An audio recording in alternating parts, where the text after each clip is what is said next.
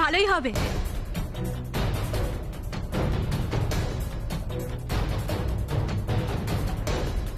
আমার মন বলছে উমা, তুমি পার্টির দিনই হয়তো ভালো খবরটা পাবে।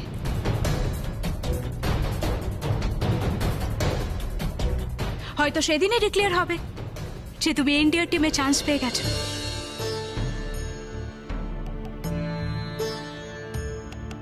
তোমার মুখে মধু পড়ুক আলিয়া। থ্যাংক ইউ থাম্মি, কিন্তু শুধু মধু খেয়ে তো আমি চুপ করে থাকবো না। এই উমা, আমাকে কিন্তু ভালো কিছু খাওয়াতে হবে, আমি বলে রাখলাম। না, দাঁড়াও দাঁড়াও দাঁড়াও দাঁড়াও দাঁড়াও, খাওয়া দাওয়া তো হবেই। খাওয়া দাওয়া হবে, জমিয়ে পার্টি হবে, সঙ্গে হবে দুর্দান্ত সেলিব্রেশন। হে বাচ্চা পার্টি, লেগে পড়ো তাড়াতাড়ি, শুরু করে ফেলো, ব্যবস্থা শুরু করো। হ্যাঁ চলো চলো বাচ্চা পার্টি, ঠাম্মি চলো চলো লেগে পড়ো। আই, আমরা বাচ্চা পার্টি? না, তুমি হলে নেত্রী নেত্রী নেত্রী, আমরা বাচ্চা পার্টি, তুমি হলে নেত্রী। বেশ জমে যাবে, লেগে পড়ো। নেত্রীকে তো কাজ করতে হবে, কি ছোটকা? তবে রে বেটা, তোর মজা দেখাচ্ছি, দাঁড়া।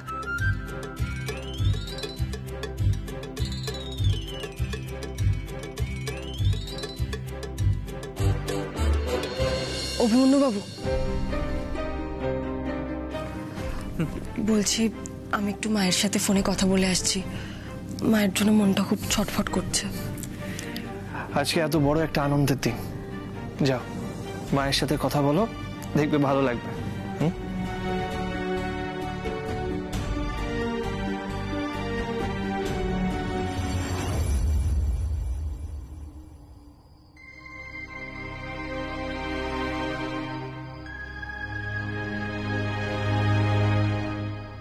আমাদের কাছে পাকা খবর আছে যে সুনন্দ দাসের মৃত্যুটা স্বাভাবিক নয়, আর ওনার মৃত্যুর পেছনে অম্বরীশ আচার্যের হাত আছে বলেই আমরা মনে করছি।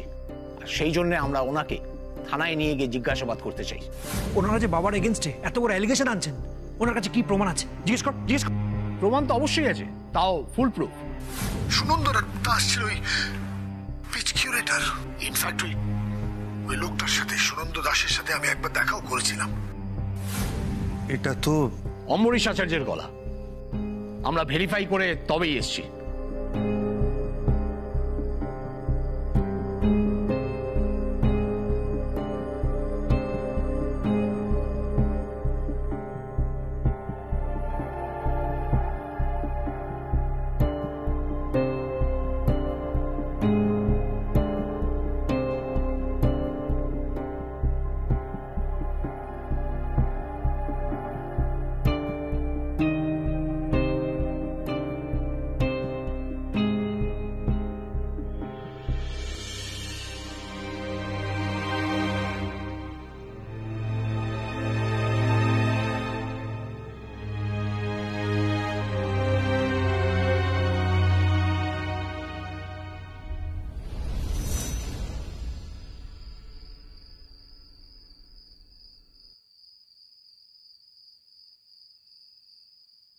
চাটা খেলে না? ঠান্ডা হয়ে গেছে।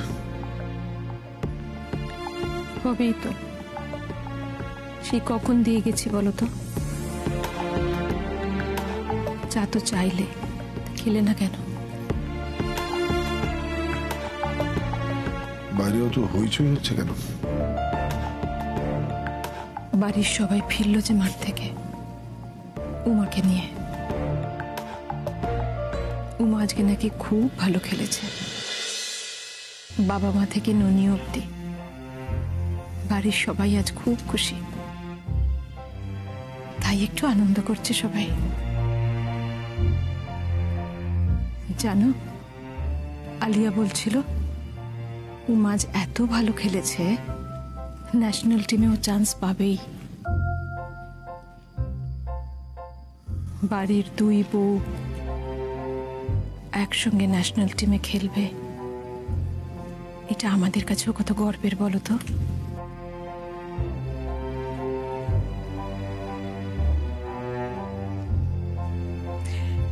আমি একটা অন্য কথা ভাবছিলাম জানো, তুমি সারাক্ষণ তো শুধু ব্যবসার কথাই ভাবো। এই যে দুই বউ একসঙ্গে ন্যাশনাল টিমে খেলবে, দুজন ন্যাশনাল টিমের প্লেয়ার তোমার বাড়িতে আছে, এতে কিন্তু তোমার বিজনেসেরও অনেক সুবিধা হবে, তাই না? আমি ক্রিকেট ছেড়ে দূরে চলে যেতে চাই।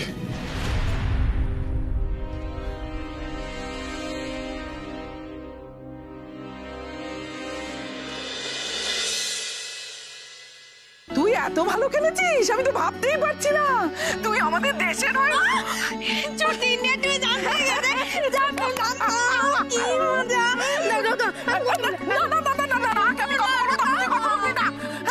ওমা বল, শোন না, বলছিলাম কি যে ওমা মা তুমি ছুটকিকে বকো না মা ওকে। আচ্ছা ঠিক আছে, বকলাম না, বল। ও মাম্মা জানো, আজকে মাঠের বাইরে আমি বাবাকে দেখেছি। উমা, হ্যাঁ গো মা, আমি প্রত্যেকটা বল মারছি আর বাবা মাঠের বাইরে দাঁড়িয়ে চিৎকার করে মাঠ মাথায় তুলছে। তুমি একদম চিন্তা করো না মা, আমি আমার বাবার স্বপ্ন ঠিক পূরণ করব, দেখবে তুমি। সব স্বপ্ন পূরণ করিস মা, সব স্বপ্ন পূরণ করিস। তো স্বপ্ন পূরণের পথে আমি আর বাধা হয়ে দাঁড়াবো না। তবে একটা কথা মাথায় রাখিস মা, আজকে তোকে শুধু বাবার স্বপ্ন পূরণ করলেই চলবে না, অনেক মানুষের স্বপ্ন তোকে পূরণ করতে হবে। তুই অত বড় পরিবারের বউ, অমন রাজপুত্রের মতো তোর বর, কত ভালো শ্বশুর শাশুড়ি, তাদের সকলের স্বপ্ন তোকে পূরণ করতে হবে। আর দেখিস তারা যেন কখনো মনে এতটুকু কষ্ট না পায়, তাদের মান সম্মান যেন কখনো ক্ষুণ্ণ না হয়, এটা দেখাও কিন্তু তোর কর্তব্য মা, কেমন? তুমি চিন্তা করো না মা, আমি আমার প্রত্যেকটা কর্তব্য পালন করব। তোমার উমা এই বাড়ির প্রত্যেকটা মানুষের খেয়াল রাখবে। তোমার উমা এই বাড়ির কারোর কোনো ক্ষতি হতে দেবে না মা, তুমি একদম চিন্তা করো না। কিন্তু তার আগে আমাকে আরেকটা সত্যি জানতে হবে মা। আবার কি সত্যি মা? আমার বাবার মৃত্যুর পিছনের সত্যি।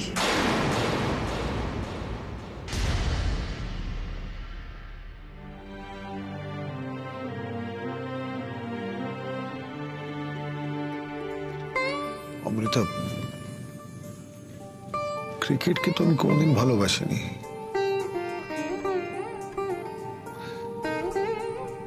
ক্রিকেট খেলাটা ছিল আমার জন্য ব্যবসা।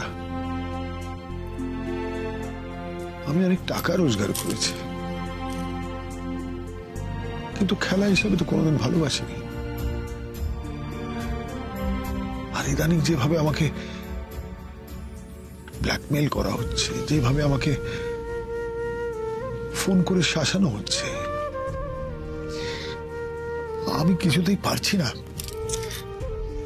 ঠান্ডা হয়ে গেছে তো, খেতে হবে না, প্লেটটা দাও। টেনশন করো না, আমি জানি তুমি সত্যি কথা বলছো।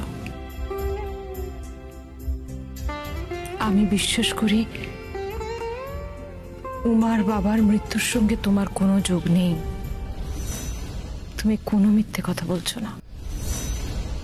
আমি সত্যি বলছি অমৃতা, কিন্তু সেটা তো আমি জানি।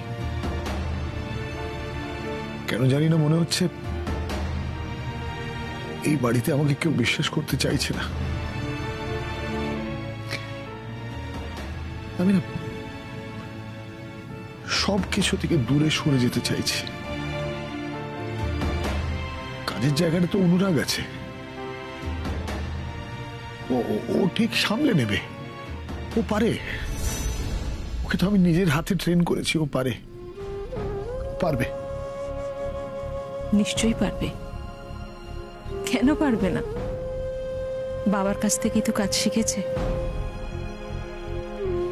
ও যখন সব জেনে বুঝে নিয়েছে, তখন তুমি ছেলেদের উপর ব্যবসা এখন ছেড়ে দাও। সারা জীবন অনেক খেটেছ, এবার তোমার একটু বিশ্রাম দরকার। দেখো, তোমার ছেলেরা ঠিক সামলে নেবে।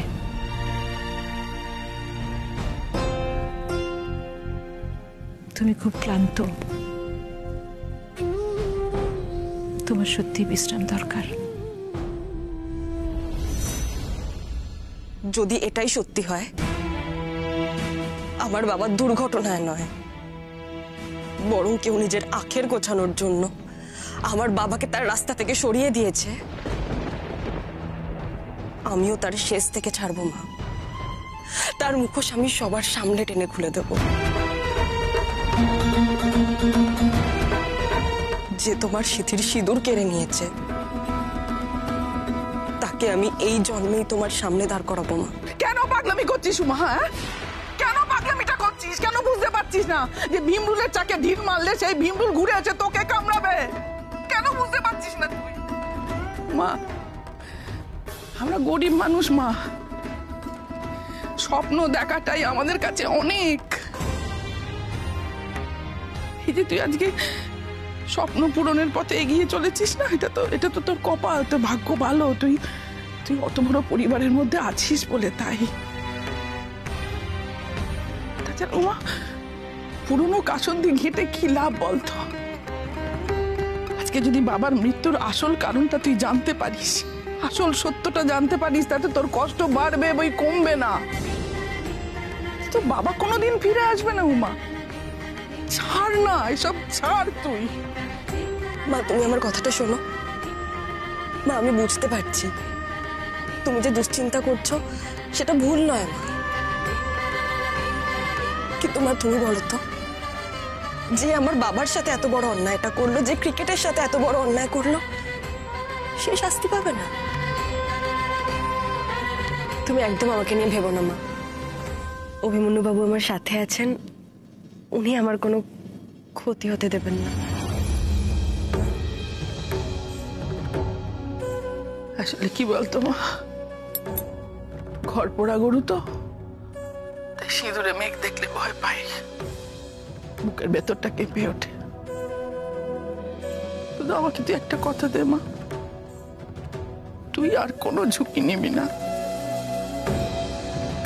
তুই নিজে কোনো ঝুঁকি নিবি না, অভিকে কোনো ঝুঁকি নিতে দিবি না। আমাকে কথা দে মা, লক্ষ্মী সোনা মেয়ে, লক্ষ্মী সোনা মা, আমার কথা দে।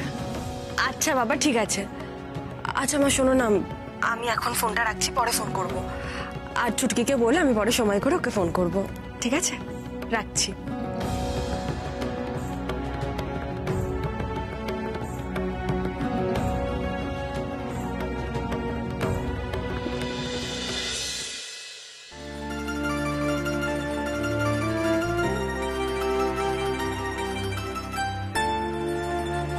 কই তো রোকলো?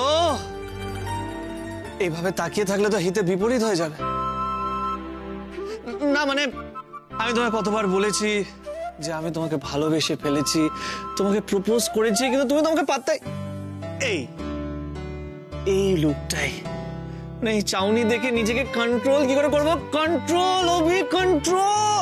अर्ज किया है तेरे मस्त मस्त दो नैन मेरे दिल का ले गए। আপনি চুপ করবেন? চুপ করুন, এবার কাজের কথা বলুন। তখন কি বলছিলেন সেটা বলুন।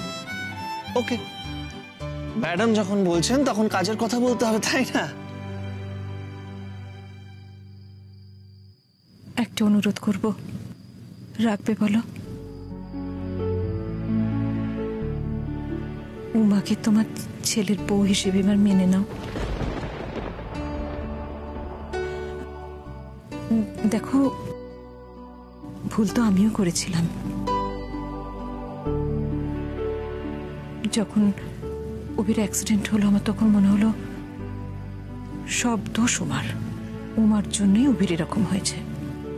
মেয়েটার উপর রাগ করেছি, কত খারাপ কথা শুনিয়েছি, দূরে ঠেলে দিয়েছি। ও কিন্তু কখনো তার প্রতিবাদ করেনি, কখনো আমাকে বলেনি যে আমি ভুল করছি। হাসি মুখে সব শুনেছে, কিন্তু আমার পাশ থেকে সরেনি। সময় আমাকে বুঝিয়ে দিয়েছে জানো, আমি ভুল করেছিলাম আর উমাই ঠিক ছিল। তুমি এবার শুধরে নাও নিজেকে। সত্যি বলছি, মেয়েটা খারাপ নয়, আমি নিজে বুঝতে পেরেছি।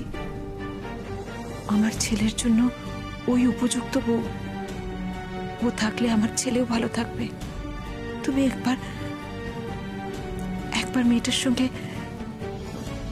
কথা বলে দেখো, ভালোবেসে দেখবে তোমারও ভালো লাগবে ওকে। মেয়েটা কত পরিশ্রম করে, কত কষ্ট করে আজ নিজের স্বপ্ন ছুঁতে পেরেছে বলো তো। ওর এই সাফল্যের দিনে বাড়ির সবাই ওর পাশে আছে, বাড়ির সবাই চাইছে ও আরো আরো অনেক দূরে গিয়ে যাক। তুমি থাকবে না ওর পাশে? তুমি তো শ্বশুর মশাই, শ্বশুর মশাই তো বাবা। তুমি বাবা হয়ে ওর মাথায় ভরসার হাতটা রাখো, দেখবে তাতে উমা যতটা খুশি হবে তার থেকে অনেক বেশি খুশি তুমি হবে। সত্যি বলছি। ভালো কথা, কাল কিন্তু বাড়িতে একটা অনুষ্ঠান আছে, শুনেছ তো? ওই আলিয়ার বিয়ে, না শুধু আলিয়ার বিয়ের জন্য নয়, কিন্তু এই পার্টির আর একটা কারণ কিন্তু উমার এই সাকসেস। লক্ষ্যটি তুমি থাকবে তো পার্টিতে? না অমৃতা, আমি থাকতে পারবো না। উমা, ও কি কথা, থাকবে না কেন? আমি এতগুলো লোকের মুখোমুখি হতে পারবো না, কোনোভাবেই পারবো না। আমার মন না কু ডাকছে। আমার বারবার মনে হচ্ছে এই উমার বাবার কেসটা অনেক দূর গড়াবে, এতে আমাদের পরিবারের খুব ক্ষতি হবে। আমার মনে মনে খুব ভয় করছে, যদি না উমা নিজে থেকে কেসটা বন্ধ করে, চাপা দেয়, তাহলে কিন্তু আমাদের বিশাল বড় ক্ষতি হয়ে যাবে জানো অমৃতা।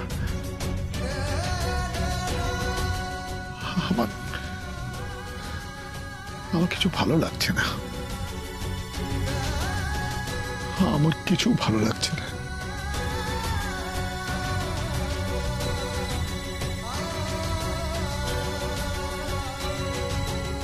খুব ভয় করছে,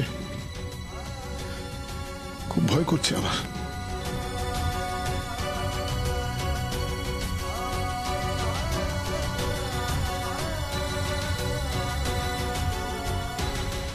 কোনো ভয় নেই,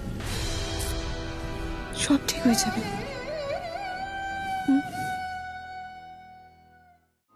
তাহলে শোন, শ্যামবাজারে একটা লাইব্রেরি আছে, ওখানে সমর সেন প্রায় যান। কিন্তু আশ্চর্যের ব্যাপার হলো লাস্ট 7 দিন সমর সেন লাইব্রেরিতে যাননি। সে কি? হ্যাঁ, আর ওখানকার লাইব্রেরিয়ানও এই ব্যাপারটা নিয়ে ভীষণ কনসার্ন। মানে ওনার বক্তব্য যে 2-3 দিন অন্তর অন্তর সমর সেন ওখানে যাননি, 7 দিন যাননি। তার মানেটা হলো যে তুমি যেটা ভাবছো সেটাই ঠিক। মানে উমা, তোমার সন্দেহটাই ঠিক। কি সন্দেহ? সমর সেন নিজে থেকে এই বাড়ি থেকে যাননি, ওনাকে কিডন্যাপ করা হয়েছে।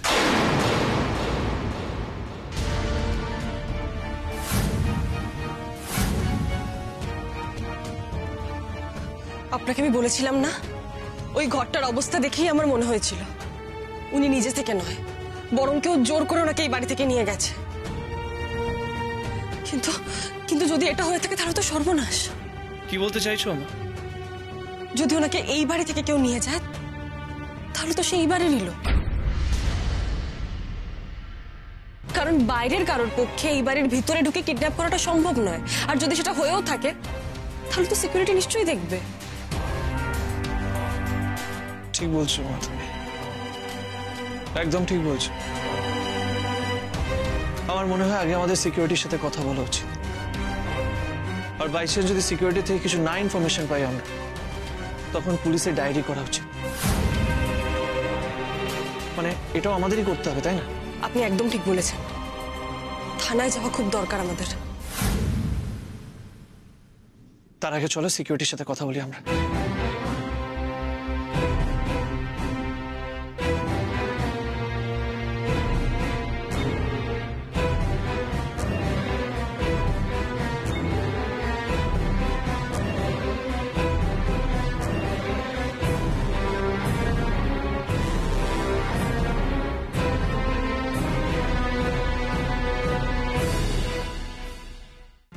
দাদা, দাদা একটু শুনবে প্লিজ?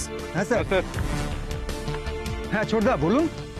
আচ্ছা, বলছি যে একজন ভদ্রলোক যার জ্বর হয়েছিল আপনারা দেখেছিলেন, ছোটকা থেকে আউট হাউসে নিয়ে গেছিল। হ্যাঁ দেখেছিলাম তো, আর আমরাই তো প্রথমে বুঝেছিলাম যে ওনার গায়ে খুব জ্বর। না না, সেসব তো ঠিক আছে, কিন্তু পরের দিন উনি কোথায় গেলেন সেই ব্যাপারে কি তোমরা কিছু জানো? না, আমরা তো কিছু জানি না। মানে ওনাকে তো বেরোতে দেখিনি, পরে শুনলাম বেরিয়ে গেছে। কখন বেরিয়েছে, কার সাথে বেরিয়েছে কিছুই জানি না। সে কি, তোমরা তো সবসময় পাহারা দিচ্ছ। একটা জল জ্যান্ত মানুষ এখান থেকে চলে গেল, তার আবার শরীর খারাপ, তোমাদের চোখে পড়লো না সেটা? আচ্ছা দাদা, আপনি একটু ঠান্ডা মাথায় ভাবুন না। মানে আপনারা কি কাউকে দেখেছেন? মানে বাইরে থেকে কি ভদ্রলোকের সাথে কেউ দেখা করতে এসেছিলেন? মানে বাড়ির কেউ নয়, কিন্তু বাইরে থেকে কি কেউ এসেছিলেন?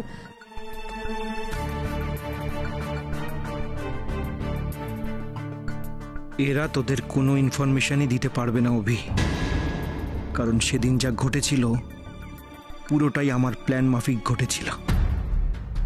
গেটে ছিল মাত্র একজন গার্ড, আর তাকেও ঠিক সময় মতন আমি সরিয়ে দিয়েছিলাম।